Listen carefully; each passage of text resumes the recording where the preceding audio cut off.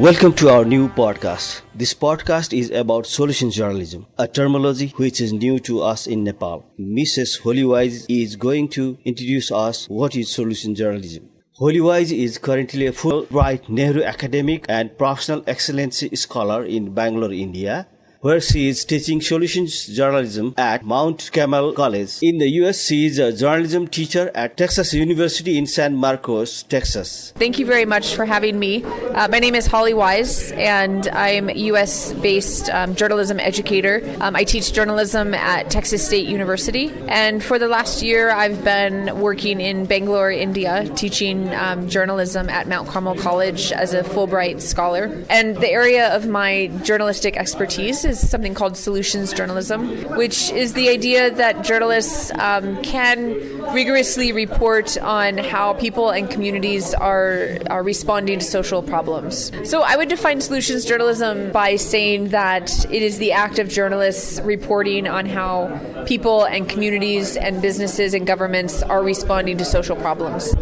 Yeah, Worldview made some kind of interaction program with her, and we are giving you all the ins and outs how she presented to us in that workshop. Okay, so I like to start with just a foundational definition of solutions journalism. This is something, again, that was coined by the founders of the Solutions Journalism Network, being rigorous, evidence-based reporting on how people and communities are responding to social problems. So the two things that I like to point out about this definition is the rigorous part. These stories, as you might be reflecting on some of your own work, these are stories that are not fluff pieces. Right? These are stories that are hard-hitting, often have an investigative framework to them, and they contain all of the rigor that we apply to any other story that we are writing. So I like to steer people away from this idea that solutions journalism are feature stories about how great individual human beings are for XYZ reasons. Instead, this is rigorous reporting. And the other thing that I'd like to point out about this definition is the evidence-based portion of it. When I talk to students about this, I tell them, and you may relate to this, is that our sources will tell us information from their perspective, which is from their perspective. And it's our job then as journalists to find the evidence to support or refute the information that we are given. And the same is true for solutions journalism. Even though we're reporting maybe on development issues or social justice issues, talking a lot with NGOs or public policy makers, we're always looking for the evidence to support or refute the claims that they're making. In terms of the responses to social problems, sometimes we think of this in terms of broad, sort of global issues, but this type of journalism can be applied to a community problem. It does not have to be on a global, international scale. It could be a problem that a specific colony is facing, or a state or region, or just a group of people, a group of individual people. So we'll talk just a little bit about this theory of change. Journalists acting as whistleblowers, exposing wrongdoing. I know for a lot of journalists, this is why we get out of bed in the morning to do this work, is to expose wrongdoing and to hold power accountable for their actions and for what they say. And I feel as though in the West, and what I'm seeing in India now, is there's a cultural idea within journalism that if we just continually point out to our community all the ways and all the things that we're doing wrong, that our audiences will assimilate that information and self-correct, right? So in the West, and again with what I see in Indian media, it's sort of this daily dose of decline, humanity's worst attributes. Typically there's death involved. I remember when Ebola was making international news, and it very much was just this daily kind of onslaught of like, this is how we're all going to die. And the idea is that if we keep interrupting our audience's day by this news, that we will fire them weekly, to self-correct. But if we look at how we, especially as a teacher, right, I'm looking at my students and I'm thinking about if I were to come to them every day and tell them all the ways that they failed the day before, but if I gave them no constructive criticism on how to improve or ways to improve, then eventually they're going to tune me out and just stop listening to me. And in many ways, our audiences are doing the same thing with our media as well. There's this disconnect between our audiences and the news that we are giving them. And in many ways, it's because of this news fatigue, where we just are so burdened by the negativity and the kind of overwhelming nature of humanity's problems without giving that whole picture of how people are solving the problem. So we say that, in addition to being the watchdog, journalists should also be a guide dog as well.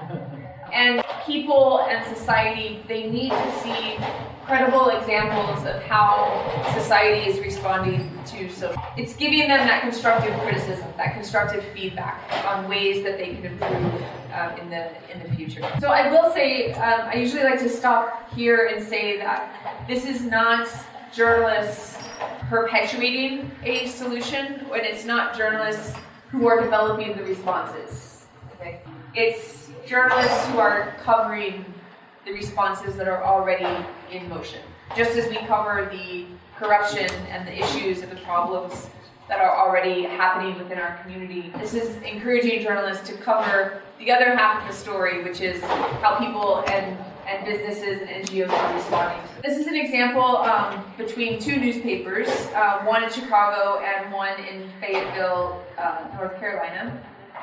Both cities have among the highest crime rates in the United States. Chicago is with the homicide rates specifically related to gun violence. And in Fayetteville, it is to do with robberies and burglaries and that type of crime. So both newspapers, obviously these are issues and problems within these communities that the journalists cover on a regular basis. So Chicago did kind of what we all have probably done, is this investigative piece called Under the Gun, which was a multi-part series. But what they did is they really just focused exclusively on the problem of gun violence within Chicago, within the community. And Fayetteville decided that they wanted to do something different. So the editor of the Fayetteville Observer met David Bornstein, one of the founders of the Solutions Journalism Network. They met at a cocktail party. And they were just talking about ideas and ways that the Fayetteville Observer might be able to cover this long-standing issue of crime within their community.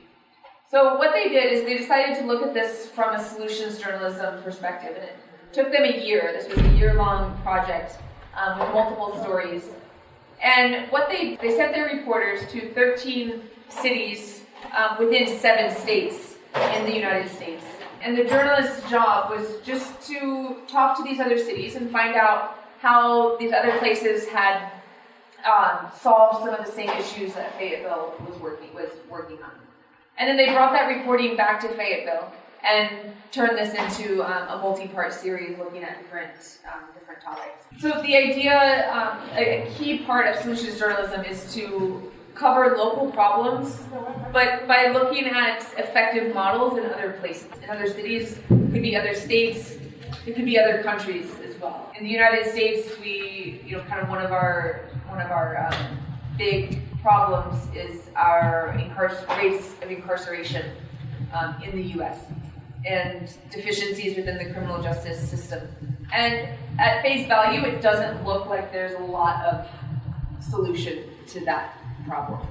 So what journalists have had to do is they've had to actually go outside of the country to look at how other developed countries are handling incarceration rates within their country and bring that reporting back to the U.S. So the part here that's underlying these effective models, it's really important that we report on what is working in other places, but that we also consider what is not working in other places as well. Because there are responses to problems that fail, that do not work.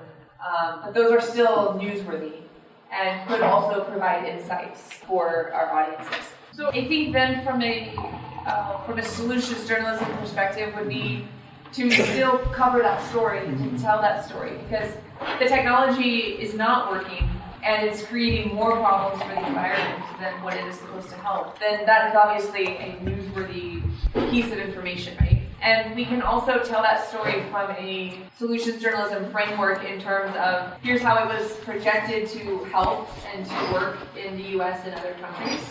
But here's how it's kind of falling apart maybe in other parts of the world, right? Because what works in one place is not easily or completely transferable to another location. So that's something to also remember is that yes, we can go to other cities and other countries and look for effective models, but we also have to understand that those cannot be, and maybe shouldn't be, 100% replicated, because you're dealing with different governments, climates, geography, even mineral, groundwater, etc.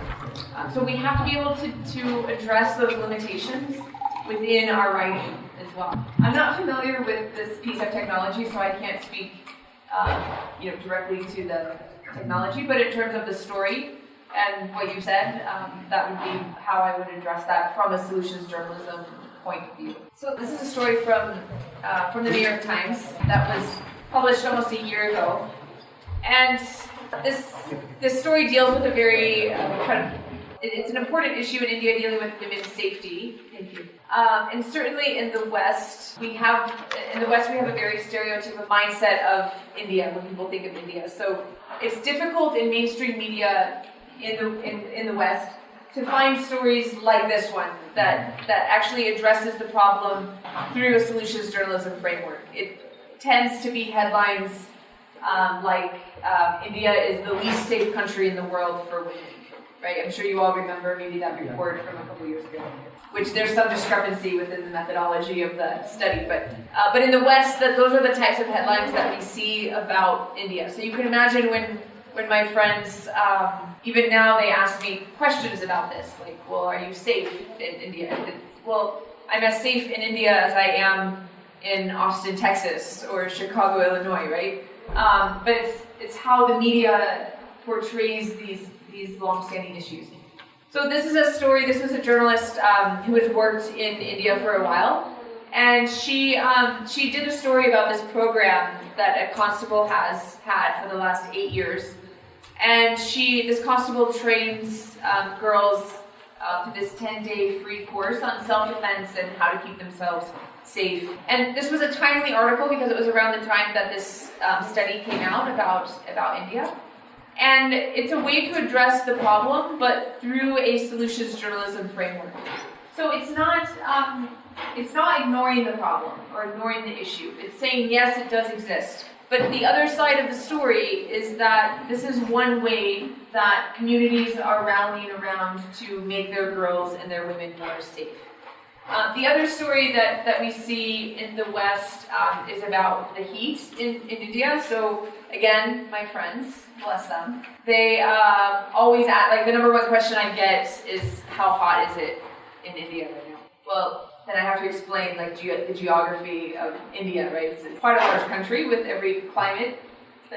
Anyway, but when you look at the data, and this was a story that ran in The Guardian, if you look at the data, you can see that heat-related illnesses have actually fallen and decreased over the last 2 years. From just over 2,000 heat-related illnesses and deaths in 2015 to about a little over 200 in 2007. And this was a relatively short article in The Guardian, and I think the reason for that is because the heat waves in India are a more well-known issue, even globally. So they didn't have to spend a lot of time in this article diving into the problem because there was a high public awareness about the problem. So what the article does is it goes into a little bit of detail about how governments and health institutions are responding to the issue of heat-related illnesses. And by doing simple things like opening public gardens during the hottest part of the day so that people can seek shade and shelter, painting the roofs white to reflect the sun. Hospitals now have an AC room in the emergency rooms where people who are suffering from heat-related illnesses can be cooled immediately. Doctors and emergency responders have been trained on how to recognize heat-related illness signs and symptoms.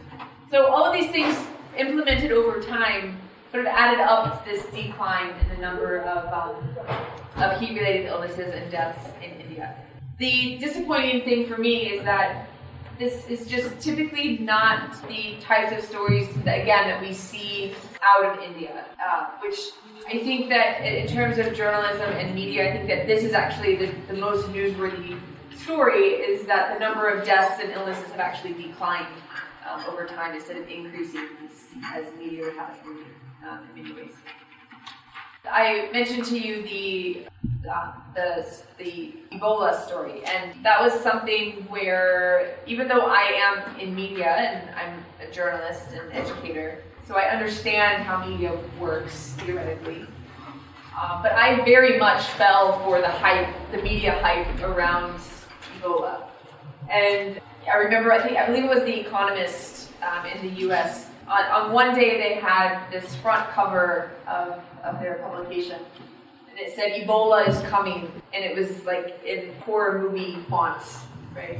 And the illustration was just very grotesque depiction of Ebola. And then the very next day, the same publication, their front page on the very next day said, here's how Nigeria solved Ebola. Right? So this very, on one day, like yesterday, this is how humanity ends. But then today I find out that there's actually been a response and a solution that was effective and working and that doctors had innovated around. And so the question then becomes, as media practitioners, our responsibility in terms of providing our audiences with both sides of the story so that they're able to see the problem and the issue as it exists, but they're also able to see how communities and people are mobilizing around solving it and around fixing it. Anything else before I go into a little bit more detail about how we do this? So I would say yes to that.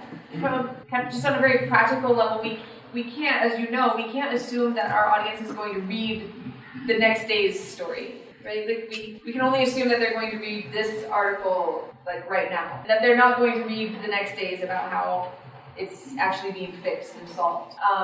And especially in the case of Ebola, that was such a wide known, there was such a high public awareness about that crisis that was unfolding, which was certainly a crisis in that part of the world, that I think the argument could be made that why not cover that and provide both sides in the same story, instead of trusting that your audience is going to stay with you through the next day's publication. So you touch on a good point about when does a story qualify, if you will, for a solutions journalism piece. And one qualifying feature is if the problem or issue that you're writing about is well known within your community. If it's a problem that no one knows much about, then it's probably deserving of a story that will uncover the problem at first, right? So that your audience is aware that the problem even exists. And that's where we see this merging between investigative journalism and solutions journalism as well. So what we've seen some of our newsroom partners do in the US is they'll do like a 5-part investigative series. The Chattanooga Times in Tennessee did a 7-part series looking at poverty in the city. And this series was a finalist for the Pulitzer 2 years ago for public journal. So it was a 7-part series, and each part of the series addressed a different issue related to poverty within the city. But much of that needed to expose the issue because there was not a high public awareness about the problem. And then the last story or two were written from a solutions journalism point of view. After the journalists had done their due diligence in exposing the problem, then they came back and said, okay, here's how the community is rallying around these issues as well. So that's one way that we see investigative journalism and solutions journalism working together. The other thing I will add to that thought is that the time and effort it takes to rigorously report a solutions journalism story is very similar to the time and rigor it takes to report an investigative piece as well. So to start, if we're starting to talk about how people are responding to problems, then we have to start with the problem and start with an issue or an area of concern within our communities.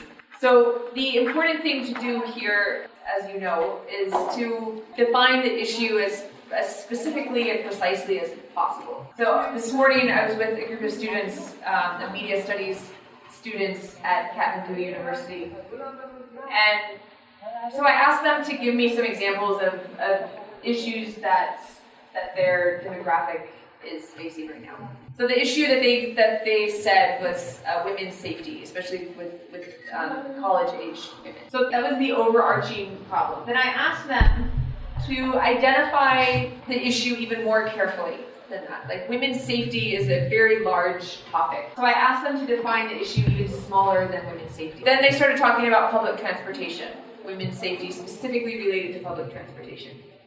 Once we had that defined, then we could start brainstorming about how the responses and solutions that they see to that issue. And then from there, we were able to kind of dissect those responses and come up with a reporting plan around that if they were to do that. So it's easy to start with sort of this big idea. The examples that I have here would be things like reproductive health or childhood well-being. It's good to use those large umbrellas, those kind of macro level stories as the starting point. Then from there we have to go for the small slice. What is a small slice of this that is really important to our audience, that is most newsworthy and most timely for our audience to know about? And that small slice is then kind of the guiding light of the rest of our reporting and the way that we tell that story, which will hopefully keep us from being distracted. I was working on a piece, while I've been in India, I was working on a piece about the cost of maternal health care for low-income women. And so it's a solutions journalism piece that's looking at this one particular hospital system in Andhra Pradesh that they've expanded to 11 hospitals. They've been profitable for the last 3 years. And my curiosity was piqued about how this was happening when their customer base are women with an earned family income of about 9,000 Indian rupees a month. Right? So I was just really curious about what kind of business model that was. But then as I'm writing the story and putting it together, then I become entirely distracted by the infant mortality rates. And I just kind of start going down that path. And when I put the piece together and I gave it to my husband to read it, and before I submitted it, and he was like, wait, this feels disjointed because you started out talking about one thing and now you're talking about something completely different. And I forgot what my small slice was.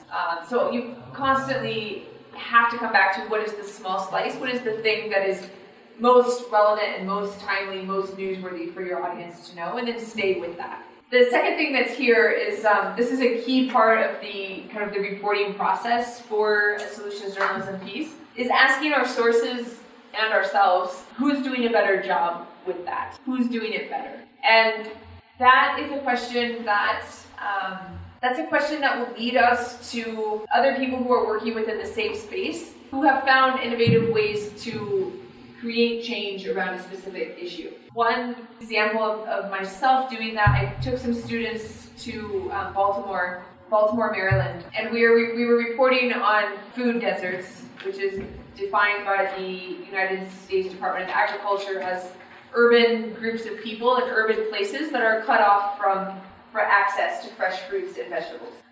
So we were doing some stories around that.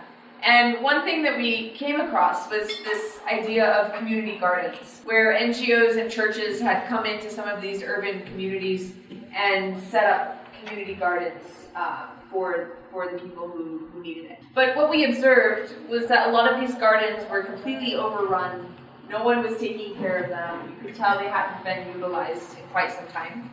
And as we started talking to the community, we learned that the churches and the NGOs who had started these did all the work, but then never communicated to the community that the garden was for them. And there was also this misunderstanding that because they were in need, that they would understand how to grow food. So there was this lack of communication, this lack of education within the operation of this response. So we started asking people this question: who's doing a better job with this? Is anyone? And if anyone is doing a better job, who are they and how can we find them? So that led us to another organization who also had implemented this idea of a community garden.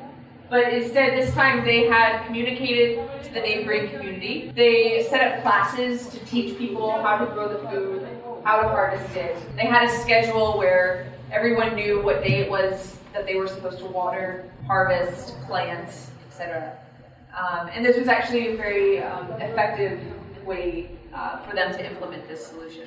So then we asked them, do you know of anyone else who's working in this space who you think is also doing a good or better job at this? And then that led us to this one guy named Arthur, who's probably the most charismatic character I've interviewed. He met us in this neighborhood that he works at, and he's just one guy who noticed one day that there was a lot of waste left over from some of the vegetable markets. And then from there it grew into, he got a grant from the city, and it grew from there where now he has a kind of like a vegetable storefront just for people who are in need and just collecting leftover goods. So when we put the story together, we addressed all three of these examples that I just mentioned to you. The failed response, what did not work, and how it didn't work. And then we also illustrated the two examples of how it did work and some of the key components that these two people and organizations used to bring about this effective model. And the idea is that by doing that, you're able to provide your audience with these insights so that other people and other communities who are faced with a similar issue could have some reference points on how to go about implementing this particular response. The one thing that kind of satisfies both the watchdog and the guide dog journalist parts of myself is this knowledge and understanding that solutions journalism has the ability, like any journalism, to hold power accountable for their actions. And the way that we do this is that we illustrate to our audiences and to the public and to the people who we are holding accountable. We illustrate to them that the problems that they have said are unavoidable are now unacceptable. The example that I use to illustrate this is from the Cleveland Plain Dealer newspaper in Cleveland, Ohio.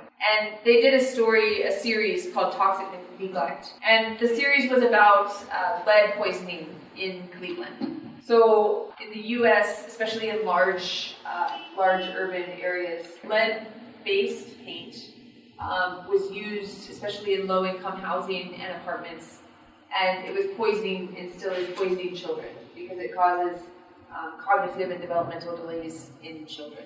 So many cities have completely had to go in and remove the lead-based paint and repaint the houses, right, to make them safe for the people who live there.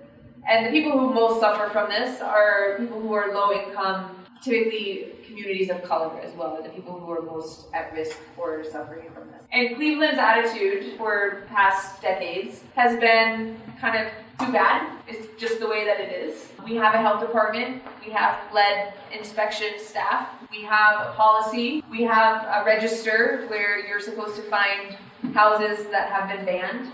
We have all these things, and if people are still being poisoned and affected, then it's kind of on them, their fault. So that point that oftentimes government will point to policies or point the finger at other departments and just kind of shrug it off and say, well, it's just the way that it is. This is an unacceptable, unavoidable problem for us. And these two journalists decided to approach this story from a solutions journalism framework.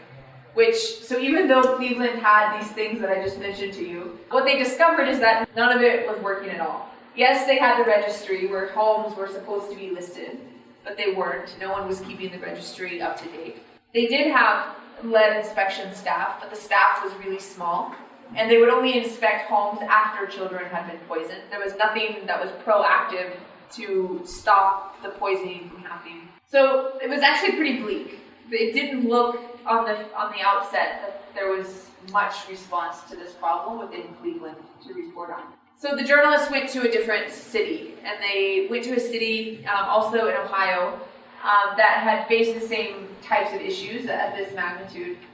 And they started asking, what did you guys do? You've reduced the number of houses. You have reduced the number of children who are being poisoned. Like, what's going on? Like, how did you do that? And they were able to bring that reporting back to Cleveland and write this story in this series that created this public outcry where the public said, wait, if Rochester can do it, then why can't we? And why aren't you? And so they published this kind of infographic, right, looking at the measure and then what successful cities do. And then here's what your city does, Cleveland. The inspections of homes in successful cities, they inspect homes before the children are poisoned. But if you live in Cleveland, you have to wait until your kid's poisoned before your house gets inspected. And this was a really effective way to, again, kind of shine that light on that power within Cleveland and hold them accountable for what they had not done. The impact from that, kind of what happens when you take away the excuses, is in Cleveland, it resulted in the health department director and 3 of the commissioners either being fired or resigning. They increased the city-led inspection staff from 3 people to 7. They passed a plan. The state said that if you don't adhere to these policies and changes, then we'll withdraw funding. The state actually published the list of banished homes. And then Cleveland now posts warning signs on affected farmland. And the journalists say, obviously because this was such a long-standing issue within Cleveland, it's a story that journalists would do and write and report on quite frequently. But in the past, they would always approach it from a problem-oriented framework. Again, kind of expecting that the public outrage would spur social reform, but it just wasn't working. Politicians would say, the only thing that ever came of the previous stories was a politician or 2 talking about how bad the problem was. So I'm curious because the Indian journalists who I've met are quite comfortable with this blurred line between activism and journalism. U.S. journalists are not fine with this. There's this very strict distinction between journalism and activism. And here I'm hearing from you that in Nepal it would be similar, right? There's this line between journalism and activism. Okay. So my argument to that would be that by choosing not to report on some of these issues, I'm also just a verb form of advocating for something. Does that make sense, right? Like even just story choice means that I'm advocating for something. So in my mind, and in the case of the Solutions Journalism Network, it's this idea that, why not report on the other half of the story, which is how people are responding to problems, when we're so ready to report on the failures and the problem. My other response to that is always that solutions journalism is just journalism. And so we maintain all of the same objectivity and kind of neutral bearings that we try and apply to any other story that we write and produce. And with that, there are newsworthy responses to problems that need to be addressed and that need to be told. And I think one thing that solutions journalism can do is that it can give journalists a way to tell a story about human rights issues without expressly saying this is the problem. Does that make sense? So I was talking to some Kyrgyzstan journalists, and they were saying they said we actually think that solutions journalism could work here because it's a way to highlight the problem, but to do it through this way of how people are responding to the issue, which could be less threatening to. So I'm wondering if that could be similar here as well. I don't know. You would be the expert on that. So this is a conversation that I have so much that I wish that I had a better answer because it's something that we talk about a lot. And my students always bring it up as well because they, especially in the U.S., they say, well, we're journalists, we're not activists. But again, we're advocating for something just based on the kinds of stories that we choose to tell. So I think one way that we can do that is again with story choice. And if we're choosing stories that have a high public awareness of the issue and of the problem, then it's usually something that collectively we're all facing and we're all trying to find some kind of response to. The way that we then go about reporting that out is how we would report any other story and discussing limitations as well, which I think is a way to make the story not slanted. The other thing which I can say now is that the solutions journalism story features the response, not a person, which means that it can be a little bit less slanted because you're not saying, look at how great this one person is, or look at how great this one NGO is. The work becomes the hero of the story, not just a person. So the story is about the response to the problem and how the response came about, which I think even just by doing that, has a way to make it more objective and not as slanted. And then my argument to that also is that there are probably stories that, with this story, this toxic neglect story, it might seem slanted against the government of Cleveland. But in this case, what is their side? Their side of the story is that they have these programs, they have these policies, but they were completely ineffective and no one was doing their job. So the purpose of this story was to hold them accountable for their actions. The University of Oregon, you might be interested in this, the University of Oregon has a program called the Catalyst Project. And it's a student-run project that is doing this exact thing, blending investigative journalism and solutions journalism. So they have a guy, his name's Brent Walt, who's a Pulitzer Prize-winning investigative journalist who's heading up the investigative side. And then they have one of my former colleagues from SJN who's heading up the solutions journalism side. And so between the two of them, they're guiding students to cover local issues using investigative journalism and solutions journalism together. And I think that when you look at solutions journalism pieces, you'll be able to see representations of both. So one resource that you might find useful is through the Solutions Journalism Network. You're able to join the hub, is what it's called. And on there we have so many free resources for journalists and journalism educators. And one of the key features of that is the Solutions Story Tracker, which I think now there's 5,000 stories within this database that are examples of solutions journalism from all over the world. So I encourage you to kind of take a look at that and see what some kind of living and breathing examples of solutions journalism is, and maybe issues that you might find kind of mirror some of Ms. Hall's and maybe how other people in other parts of the world have covered them. Just quickly, I know we've talked about some of this, but just kind of give you a few more pieces to add.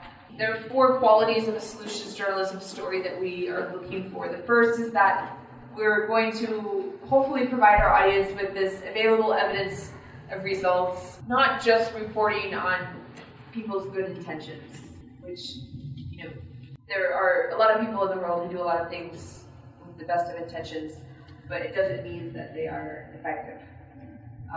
So the example that I give is, I was doing some reporting in Ethiopia a few years ago, and one of the villages that we visited told me this story about how an NGO from the West had gone and visited their village and dug a well, which is just that's what Westerners like to do, right? Go dig wells. And so they did. And then they went home, and then the next year they came back to check on the village and the well. And they found that no one in the village was using the well. It remained unused for that entire year.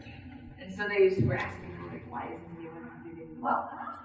And the village chief said, well, you dug a well in our burial ground, and we don't drink the blood of our ancestors, right? So this touches on a couple different things. One, good intended, people went and dug a well, but it was completely ineffective because no one was using the water. And also looking at this as a failed response, which, there's a whole other discussion we could have about why this particular response failed. The solutions journalism story would tackle those issues and look at that. Why was this a failed response? And as a side note, Tina Rosenberg, who's one of the co-founders of the Solutions Journalism Network, she wrote this very in-depth piece a couple of months ago examining the ill effect that Westerners have when they go to developing countries to volunteer. You've probably heard of this term, volunteerism, where Westerners pay a lot of money to go and have these experiences where they volunteer and then also sightsee as well. But that's actually really damaging to local economies and to local institutions. And so this whole piece, it's a very, very beautiful piece, but it's a solutions journalism story that's looking at this completely failed infrastructure of Western volunteers and how we actually do more harm than we do good when we do this. The second thing is that producing insights that can hopefully help other people respond as well, not just inspiring people, but being part of this roadmap to give people ideas and constructive ways that other people are responding to problems. I talked a little bit about this, about how the stories will feature the work becomes the hero, the response becomes the hero, and how it happened. This how question is really important, as you know. And these are not just kind of fluff pieces about one person and how great they are for leading their high-powered job and doing social good. The stories are more rigorous than that. And the fourth quality is that we talk about any limitations within the piece. So if we're writing about a new response or a new solution that we don't have a considerable amount of data for, then we're transparent with our audience about that. We are honest with them about any limitations that are within the piece. Some things that appeal to editors and publishers, because these stories tend to take time. And one thing that I've noticed in the Indian media landscape is that the deadlines are just probably even more brutal than ones in the US. So when Indian journalists hear me talk about this, they just kind of immediately are like, no, can't do it. Like, it takes too much time. We would never get this from our editor. So one way that people can kind of sell this to an editor or publisher is we see this very high level of engagement with solutions journalism pieces. And that kind of, that E word, that engagement word can entice them to be a little bit more lenient in terms of giving reporters the time that it takes to report these stories. We see that SJN and now academics have done a lot of research around the public's reception to these types of stories, and we see that they spend longer on the page, on digital formats. We see that these stories are shared more widely on social media, and that even on a community level, that these stories are a really powerful way to physically bring people together into a space to have a conversation about certain issues and problems. This last thing I think is important, making audiences feel powerful. It heightens their self-efficacy and makes them kind of less likely to tune out from the news. There are certainly stories now that are happening in the US that I just cannot read them anymore because it's just too depressing. And I'm very, if I see a headline about a certain topic, I immediately tune it out. I just don't engage with it. And I feel like our audiences, we've just kind of abused them for so long with this mantra of oppression and negativity and bad news that in many ways we've driven them away from wanting to engage with us anymore. Just very quickly, these are some of the solutions journalism imposters. So these are stories that you might kind of on their face see as solutions journalism pieces, but a little bit deeper look would reveal that they're actually just kind of fluff pieces. So one would be hero stories, which are just about, again, kind of that CEO that who left their job and is now slaving away at an NGO. So hero stories are not solution stories. Obviously, public relations, kind of these masked, thinly veiled PR pieces that you feature a new NGO or a new business trying to do social good. Those are not solutions journalism pieces. The afterthought stories would be ones that are, 5,000 words about the problem, and then maybe the last paragraph is about, here's how we're trying to fix this. Think tank stories, these are ones that in the US journalists fall for these a lot because it's kind of looking at what's going to happen or what might happen in 15 or 20 years. And the important thing to remember is that this is journalism, and solutions journalism is reporting on what's happening now. The magic bullet story would be about, this is actually the example here is from the New York Times. You can't see it, but the first line of the story is something like how for some it's just a soccer ball, for others it saves lives, right? Which is just, that's a lot for a soccer ball to take on. So these magic bullet stories are the ones that say this is the solution for everything. We're going to completely eradicate poverty by XYZ. And we know that social change is much more complex and much more complicated than that. These instant activism stories, we usually see these in the wake of a natural disaster or some kind of catastrophe. In the U.S., we see these stories a lot. After any kind of mass shooting, you'll see these instant activism stories pop up where people are outraged for 24 hours. So they organize a strike, or not a strike, a protest, or they march, or something. But typically in those cases, it's kind of this flare-up of activism right in the aftermath of the incident. But then it dies down and kind of everything goes back to status quo after some time. And then popular opinions, my students do this a lot where they'll go out on the street and just talk to random people and get random people's opinions about something and then think that that's a really credible source. So it has its place in some reporting, but for solutions journalism, we stay away from it. So where to go for solutions? This is just a few examples. Bright Magazine and Yes Magazine are digital publications that have an international audience and cover issues around the globe. And they are 100% solutions journalism content. Bright Magazine was started by an Indian journalist who actually worked with the Solutions Journalism Network for some time, and then she left SJN to start this magazine. And I mentioned the Solutions Story Tracker, which if you just kind of need a morale boost of understanding that humanity is not all terrible, and that we actually might get through this together, the Story Tracker has some really great content on how people are innovating and activating around ideas and responses to problems.